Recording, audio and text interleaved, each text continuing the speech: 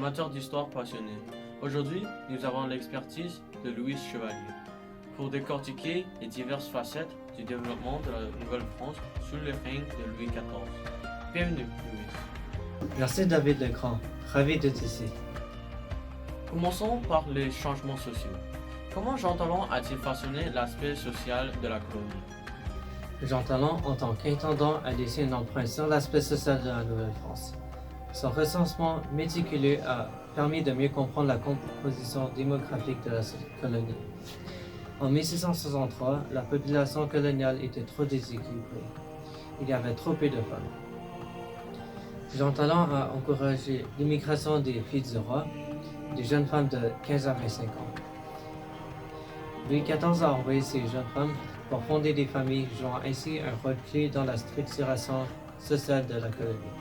Passons à l'aspect politique.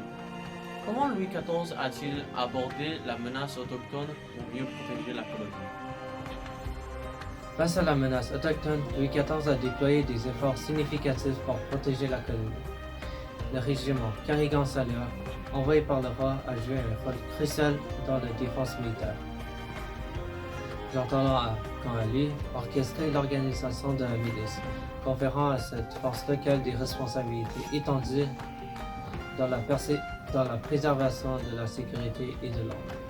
Intéressons-nous maintenant à l'aspect économique.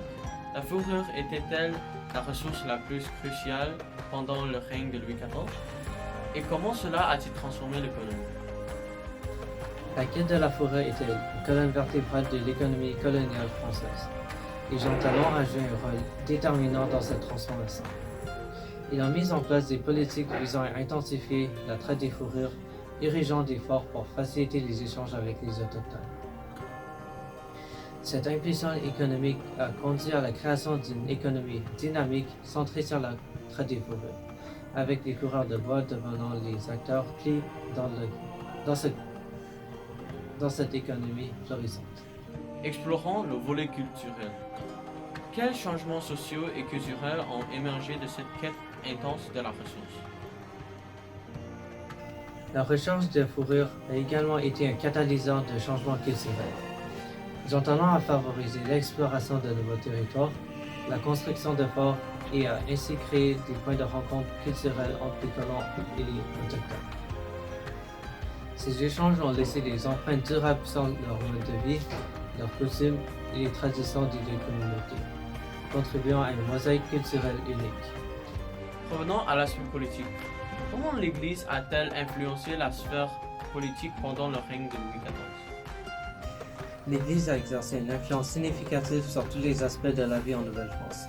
Sur le plan social, l'Église a joué un rôle majeur dans la structuration des communautés, guidant les colons dans leurs pratiques religieuses et morales. Économiquement, elle a également été impliquée dans la gestion des biens et des terres.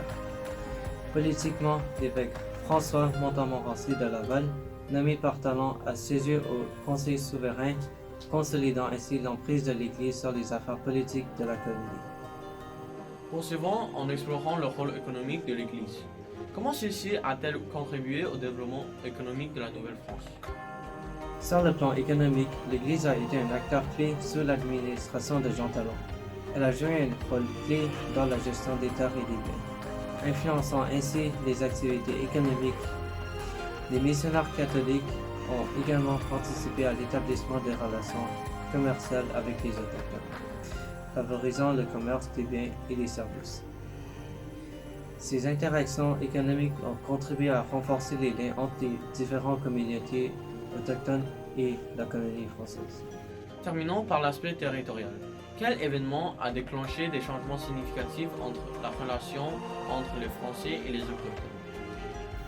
La Grande Paix de Montréal en 1701 a été un moment clé. Cet événement a été le fruit des négociations diplomatiques orchestrées en partie par Jean Talon. Environ 40 nations autochtones, dont les Iroquois, ont signé un traité de paix durable avec les Français, stabilisant ainsi les relations en ouvrant la voie à une coexistence pacifique. Cette période a marqué la fin des conflits majeurs, permettant un développement territorial plus harmonieux. En prolongeant notre exploration de la vie quotidienne des colons, soulignant l'importance croissante de l'agriculture dans l'économie. Jean Talon a mis en œuvre des politiques visant à promouvoir l'agriculture, contribuant ainsi à une plus grande autonomie alimentaire et à une stabilité économique accrue. Tout à fait, David. Ces initiatives agricoles ont été essentielles pour assurer la subsistance des colons et ont renforcé la résilience de la colonie face aux défis environnementaux. Merci infiniment Louis pour ces analyses approfondies et pour cette exploration détaillée de la Nouvelle-France. Cela conclut notre plongée dans cette période fascinante de l'histoire.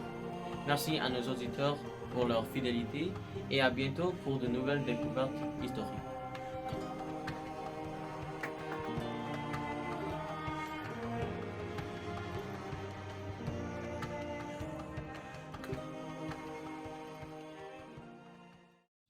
Cela conclut notre plongée dans cette période fascinante de l'histoire. On n'a pas terminé. Ah! J'aimais ça. Ah. À l'autre côté. Là, c'est bon. Ah, c'est bon? Ok. Fuck.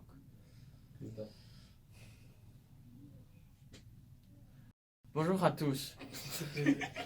Quoi? Oh my god, ça tombe.